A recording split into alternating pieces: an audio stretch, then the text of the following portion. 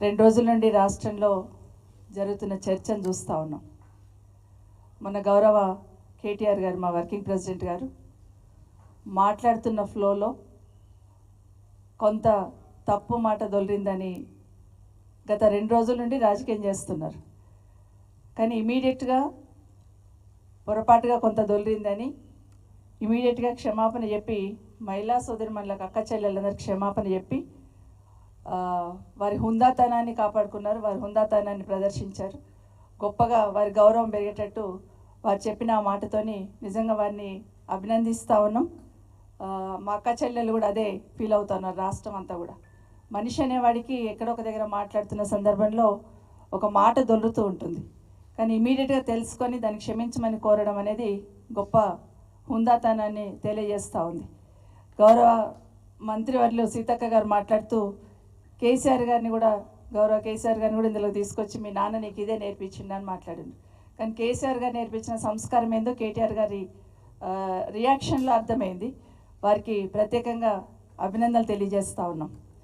చాలా సంతోషం. ఈరోజు చూస్తూ ఉంటే, నిన్న మొన్న చూస్తూ ఉంటే రాష్ట్రంలో మహిళలకు ఏదో అవమానం జరిగిపోయిందని అందరూ కూడా గొంతెత్తి మాట్లాడుతూ ఉన్నారు. చాలా సంతోషం.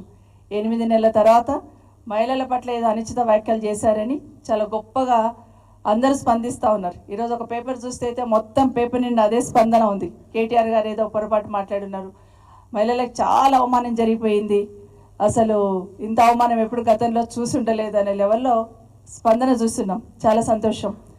కానీ 8 నెలల్లో రాష్ట్రంలో జరుగుతున్న ఎన్ని ఒక్కసారి మననం చేసుకుంటే ఇప్పటికైనా కళ్ళు తెరిచిందా అనిపిస్తూ ఉంది. కేటీఆర్ గారు ఇమీడియట్గా స్పందించి క్షమించమని అక్క చెల్లెలను అడిగిన తర్వాత కూడా రాజకీయ లబ్ధి కోసం వారు ప్రయత్నం చేసిందనేది స్పష్టంగా అర్థమైన విషయాన్ని ఒకసారి మీ దృష్టికి తీసుకొస్తా ఉన్నాను.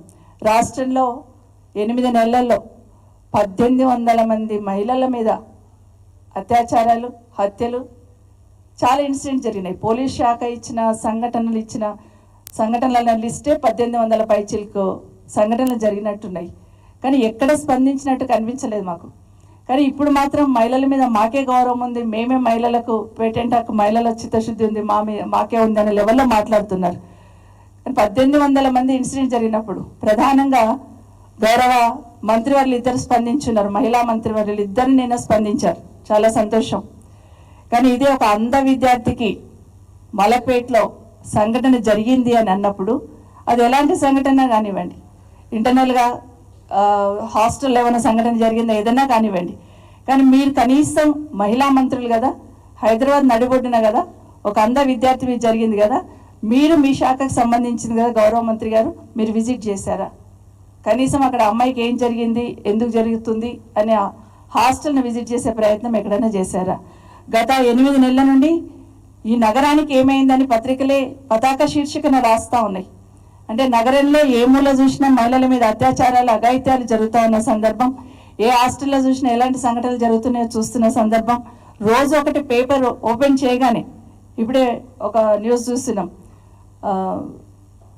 ఫాదర్ మీద సూర్యాపేటలో జరిగిన ఇన్సిడెంట్, ఫాదర్ మీద అటాక్ జరుగుతూ ఉంటే తట్టుకోలేక అమ్మాయి గుండె అయిపోయి చనిపోయిందనే లెవెల్లో ఈరోజు ఒక న్యూస్ చూస్తున్నాం. చాలా బాధాకరం.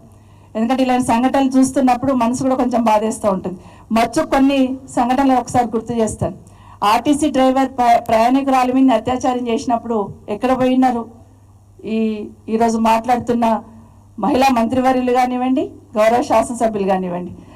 ఆర్టీసీలో బస్సులో ఒకటి కాదు 2-3 ఇన్సిడెంట్స్ జరిగినాయి. మన మెట్టుగూడలో కానివ్వండి, లేకపోతే సూర్యాపేట నుండి వస్తున్న వెహికల్లో కానీ బస్సులో కానివ్వండి జరిగిన సంఘటనలు అప్పుడు ఎందుకు మాట్లాడలేకపోయి ఉన్నారు? పెద్దపల్లిలో 6 సంవత్సరాల అమ్మాయి మీద అఘాయిత్యం జరిగింది, ఎక్కడ పోయి ఉన్నారు? అదే కాకుండా భూపాలపల్లిలో మహిళా కానిస్టేబుల్ మీద అత్యాచారం జరిగినప్పుడు ఎందుకు మాట్లాడలేరు? నాగర్ కర్నూల్ చెంచు మహిళ మీద అత్యాచారం జరిగినప్పుడు మేము పోయి మాట్లాడినాం. నేను సత్యవతి గారు అక్కడ పోయి మాట్లాడిన తర్వాత ఈ ప్రభుత్వం రియాక్ట్ అయింది తప్పిస్తే దాని గురించి కనీసం మాట్లాడడం కూడా ఇష్టపడలేని సందర్భం చూస్తున్నాం. మొన్న పోలీస్ స్టేషన్లో చూస్తున్నాం, షాద్నగర్లో పోలీస్ స్టేషన్లో ఏదో చిన్న దొంగతనం మీద 3rd డిగ్రీ ప్రయోగిస్తే ఎక్కడ పోయింది మహిళా కమిషన్? ఎందుకు పిల్లలేదు మరి ఆ రోజు మహిళా కమిషన్ ఎందుకు నోటీస్ ఇవ్వలేదు? దుండిగల్లో గ్యాంగ్ రేప్ చూస్తున్నాం. పోలీస్ స్టేషన్లో కంప్లైంట్ ఈయనకి వచ్చిన మహిళనే తీసుకెళ్లి గ్యాంగ్ రేప్ చేసిన సందర్భంలో మన హైదరాబాద్లో చూస్తున్నాం. 16 ఏళ్ళ అమ్మాయి మీద ఒక సిఐ అత్యాచారం చేసిండని ఇవన్నీ వినిపించలేవా, కనిపించలేవా? కేటీఆర్ గారు మాట్లాడింతానే మహిళల మీద చాలా అవమానం జరిగింది అన్నట్టు మాట్లాడుతున్నారు. మరి ఇవన్నీ కనిపించలేవా? ఎందుకు స్పందించలేదు? మరి 8 నెలల నుండి ఎందుకు నోరు మెదపలేదు అని మాత్రం వీళ్ళని ప్రశ్నిస్తా ఉన్నాను.